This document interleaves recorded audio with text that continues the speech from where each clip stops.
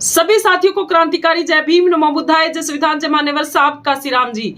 साथियों, कुछ करे तो क्या ही नहीं हो सकता। भाई चंद्रशेखर आजाद और तमाम भीम आर्मी के कार्यकर्ता जिस प्रकार से संघर्ष कर रहे हैं, उत्तर प्रदेश के अंदर जो 25,000 स्कूलों को बंद किया गया है और 5,000 स्कूलों को और बंद करने का जो ऑर्डर आया था सरकार का कि 5,000 स्कूल है वो बंद किए जाएंगे। वो स्कूल जिनके अंदर गरीब शोषित वंचित समाज के बच्चे जाते हैं, वो स्कूल जिनके अंदर उन बच्चों का भविष्य बनता है, जो बच्चे बड़े बड़े स्कूलों के अंदर पढ़ नहीं सकते और इस देश के अंदर संविधान के अकॉर्डिंग इस देश के अंदर वो अपना आगे का जो भविष्य बनाते हैं। तो साथियों, भाई चंद्रशेखर आजाद ने कल का जो कार्यक्रम रखा, प्रबुद्ध जन सम्मेलन, भाईचारा बनाओ अस्तित्व बचाओ, किस प्रकार से संविधान को बचाया जा सकता है, किस प्रकार से इस देश के अंदर भाईचारा बनाया जा सकता है, किस प्रकार से हम संगठित हो सकते हैं। तो वहां पर बैठकर भाई चंद्रशेखर आजाद ने 6 ऐसे मुद्दों के ऊपर बात की है, जो कि वो 6 मुद्दे हम इस वीडियो के अंदर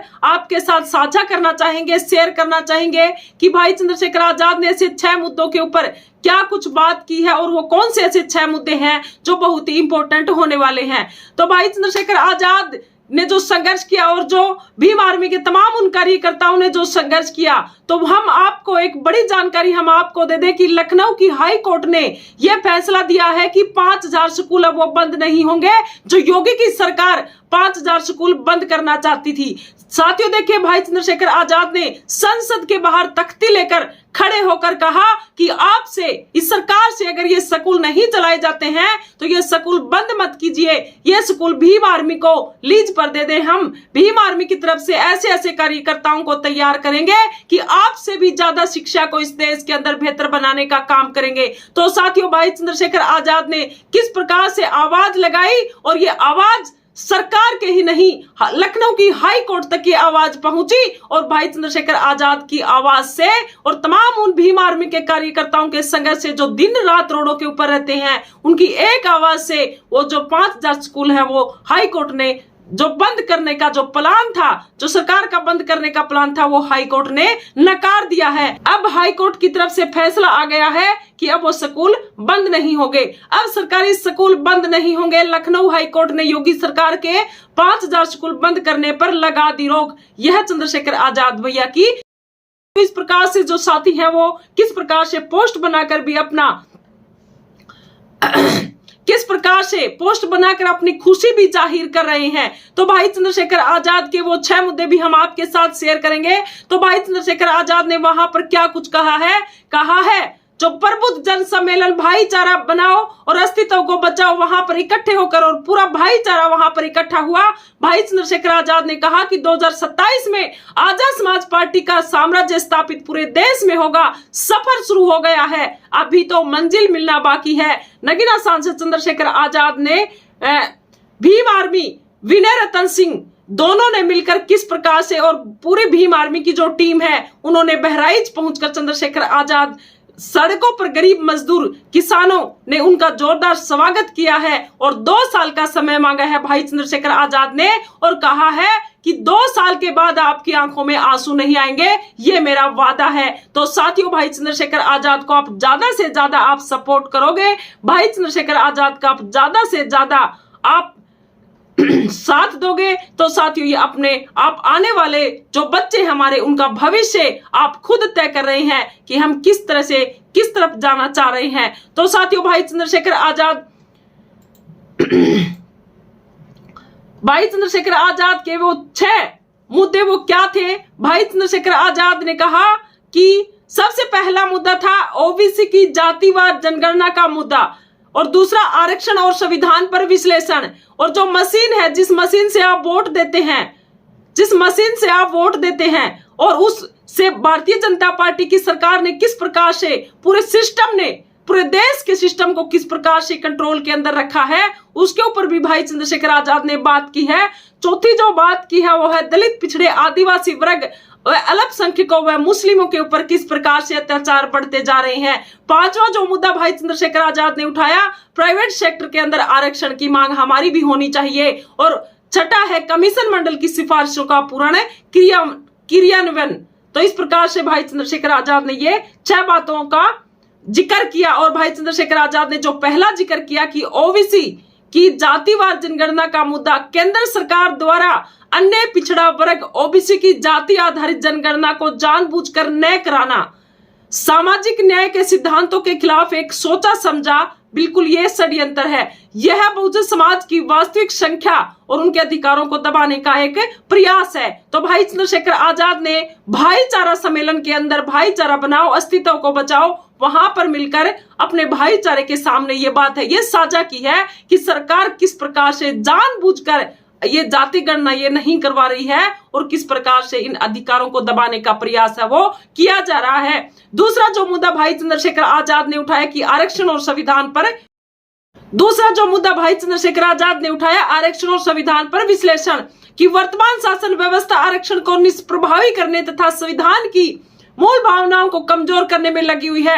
हमें परम पूज्य बाबा साहब भीमराव अंबेडकर द्वारा प्रदत्त संवैधानिक अधिकारों की रक्षा के लिए सतत जागरूक और संगठित रहना होगा। अगर हमने संविधान को बचाना है तो हमने इसी तरह से संगठित होना पड़ेगा और जागरूक होना पड़ेगा। हर बंदे को, जो भीम आर्मी के तमाम कार्यकर्ता, जो बाबा साहब भीमराव अंबेडकर को इस देश के अंदर जो लोग मानते हैं, खास करके मैं उन महिलाओं से भी कहूंगी जिन महिलाओं को सबसे ज्यादा अधिकार, जिन महिलाओं को सबसे ज्यादा गंदगी की दलदल से निकाला तो विश्व रत्न डॉक्टर बाबा साहब भीमराव अंबेडकर जैसे महान योद्धाओं ने निकाला। तो उन महिलाओं को भी आगे आना चाहिए, संविधान का प्रहरी बनकर खड़ा होना चाहिए कि अगर संविधान की तरफ किसी ने अगर उंगली भी उठाई तो हम उसके साथ क्या कुछ करने वाले हैं, ये हम हमारे वोट की ताकत से हम उन लोगों को हिसाब देंगे। और वोट की ताकत हमारे पास कब आएगी?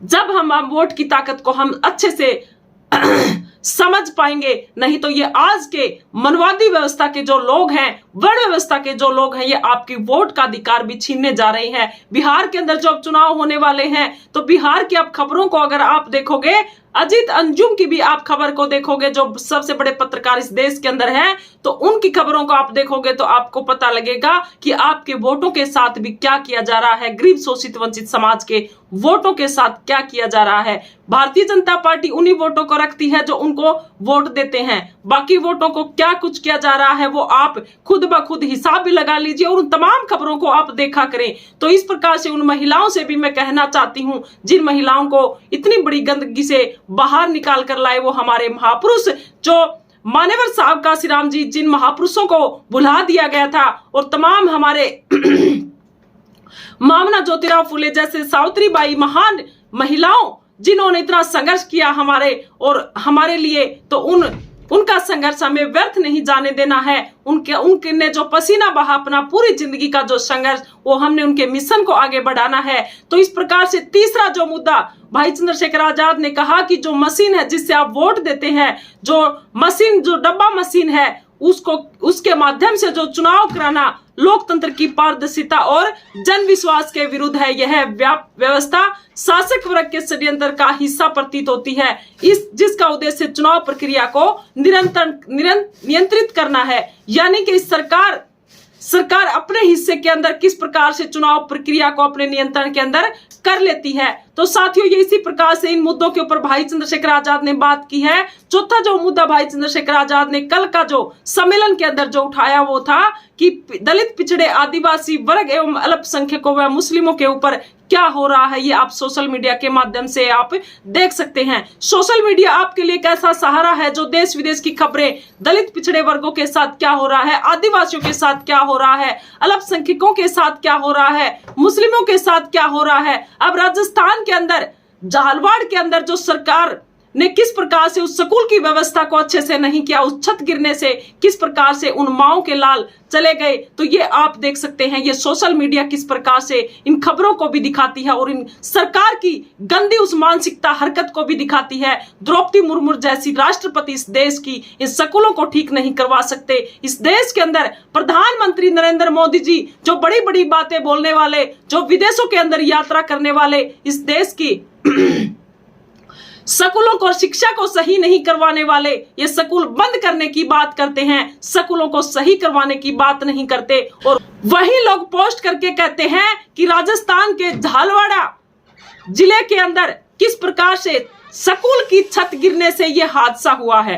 तो साथियों देखिए, उनको ये बात करते, ये पोस्ट करते बिल्कुल भी शर्म नहीं आई। चुल्लू भर पानी के अंदर डूब जाना चाहिए ऐसे राष्ट्रपति को, ऐसे प्रधानमंत्री को, ऐसे राजस्थान के मुख्यमंत्री भजन लाल शर्मा को और ऐसे शिक्षा मंत्री मदन को इस प्रकार से डूबकर चले जाना चाहिए। उन बच्चों की जगह इन लोगों की क्यों नहीं प्रकृति के अंदर विलीन हो गए। लेकिन साथियों, ऐसा कभी भी नहीं होगा, क्योंकि इन लोगों की छत इतनी मजबूत है और ये लोग अपने समाज की छत को इतना मजबूत करते हैं जो कभी भी कितना भी तूफान आ जाए, कुछ भी हो जाए, लेकिन वो गिरना तो दूर की बात, हिलेगी भी नहीं। तो साथियों, ये भाई चंद्रशेखर आजाद के साथ आप तन मन धन से अगर खड़े रहोगे तो जिस प्रकार से ये देश के अंदर जो हो रहा है और सोशल मीडिया के माध्यम से जो तमाम खबरें जो दिखाई जा रही हैं, वो आपको टीवी अखबार कभी भी नहीं दिखाया जाएगा। टीवी अखबार आपको ये खबर कभी नहीं दिखाई जाएगी। तो मैं तमाम उन लोगों से, उन साथियों से ये कहना चाहती हूं, उन महिलाओं से, कि जो बहुजन समाज के, जो भाई चंद्रशेखर आजाद के जितने भी चैनल, जो लोग मेहनत कर रहे हैं सोशल मीडिया के माध्यम से, उन चैनलों को आप आगे से आगे शेयर किया करें ताकि हर जनता की आवाज पहुंचे जो इस देश के अंदर वंचित है, शिक्षा से भी वंचित है, जो इस देश के अंदर कुछ करना चाहते हैं, लेकिन तमाम उन लोगों को ये पता नहीं चलता कि हमारे आखिर अच्छे चैनल कौन है जो हमारे बारे में सोचते हैं, उन महापुरुषों की खबरों को बताते हैं, उन अच्छे महान नेताओं की खबरों को बताते हैं, उन महान कार्यकर्ताओं की खबरों को बताते हैं जो दिन रात लगे रहते हैं। तो ये मैं कहना चाहती हूँ कि आप मेरे चैनल को भी और जितने भी बहुजन समाज के जो चैनल हैं उनको आगे से आगे आप शेयर किया करें। ये आपका सबसे बड़ा उपकार रहेगा और आने वाले भविष्य के लिए ये जो हमारी जो सोशल मीडिया है वो और ज्यादा एक दूसरे को देखकर और ज्यादा खड़ी होगी। तो इस प्रकार से जो भाई चंद्रशेखर आजाद ने दलित, पिछड़े, आदिवासी वर्ग एवं अल्पसंख्यकों व मुस्लिमों के ऊपर जिस प्रकार से जो काम हो रहा है उसके ऊपर भाई चंद्रशेखर आजाद ने कहा है कि वर्तमान समय में अनुसूचित जाति, जनजाति, पिछड़ा वर्ग, मुस्लिम समाज पर होने वाले जो अत्याचारों में चिंताजनक वृद्धि हो रही है, यह न केवल संवैधानिक मूल्यों पर जिस प्रकार से आघात है बल्कि सामाजिक ताने बाने भी छिन भिन करने वाला एक बहुत बड़ा संकट है। तो भाई चंद्रशेखर आजाद ने जो पांचवा मुद्दा क्या उठाया कल के भाईचारा सम्मेलन के अंदर, कि प्राइवेट सेक्टर में आरक्षण की मांग, सरकारी क्षेत्र के निजीकरण के कारण आरक्षण प्राप्त अवसर सीमित होते जा रहे हैं। अतः यह आवश्यक है कि प्राइवेट सेक्टर में भी अनुसूचित जाति, जनजाति, पिछड़ा वर्ग को आरक्षित मिले ताकि समावेशी विकास सुनिश्चित किया जा सके। प्राइवेट स्कूलों के अंदर आप देखोगे तो आपके साथ आरक्षण नहीं होगा, क्योंकि वहां पर वो लोग अपने बच्चों को पढ़ा रहे हैं जिनके पास पैसा है, विदेशों के अंदर अपने बच्चों को पढ़ा रहे हैं, जो आपके ही बच्चों की ताकत, आपके बच्चों का पैसा और आपके बच्चों की जिस प्रकार से शिक्षा को कमजोर करके और अपने बच्चे की शिक्षा को ज्यादा बढ़ावा दे रहे हैं, उन स्कूलों के अंदर आपके बच्चों का एडमिशन नहीं होगा। जिस स्कूलों के अंदर आपके बच्चों का एडमिशन होता है वो स्कूल जो राजस्थान के झालावाड़ा जैसे स्कूल है, जो आज 7 बच्चे हमारे बीच में नहीं है। तो इस प्रकार से साथियों, ये बहुत बड़ी खबर, हम आपको ये जानकारी है ये दे रहे हैं। छठा जो मुद्दा है भाई चंद्रशेखर आजाद का, वो क्या रहा कि मंडल कमीशन की सिफारिशों का पूर्ण क्रियान्वयन। मंडल कमीशन ने सामाजिक न्याय को स्थापित करने हेतु जिन सिफारिशों को प्रस्तुत किया था उनका पूर्ण रूप से लागू किया जाना समय की आवश्यकता है। तो इस प्रकार से भाई चंद्रशेखर आजाद ने ये 6 बातों को तमाम वहां पर बोला है। बहराइच में आयोजित अस्तित्व बचाओ भाईचारा बनाओ पर प्रबुद्ध जन सम्मेलन में अपनों के बीच भाई चंद्रशेखर आजाद ने ये बातों को साझा किया है। तो साथियों, ये सबसे बड़ी जानकारी हम आपको दे रहे हैं। इसी के साथ आप लगे रहे भाई चंद्रशेखर आजाद के साथ, तमाम साथी आगे से आगे जुड़ते जाएं और सोशल मीडिया के ऊपर काम करना आप शुरू कर दें। अगर आप इतना भी ना करो तो आगे से आगे वीडियो को शेयर करके आप ताकतवर बनाओ इन चैनलों को भी और भाई चंद्रशेखर आजाद को भी। और तमाम उन कार्यकर्ताओं का हम तहे दिल से धन्यवाद करना चाहते हैं जो भाई चंद्रशेखर आजाद के साथ तन मन धन से खड़े रहते हैं और लगातार अपने समाज के बारे में सोचते हैं, अपने समाज के लिए लगातार संघर्ष कर रहे हैं। और मैं भाई चंद्रशेखर आजाद और भीम आर्मी के तमाम उन कार्यकर्ताओं से एक बात कहना चाहती हूं कि जो इस देश के अंदर जो जर्जर हालत में जो स्कूल हैं, जिनकी जो छतें कमजोर हैं, जो स्कूल कमजोर है, वो अपने बच्चों के भविष्य के लिए उन स्कूलों के अंदर जाकर देखिए और इस सरकार से कहिए कि इन स्कूलों को दोबारा से यहां से तुड़वाकर इस स्कूलों को दोबारा बनाया जा सके।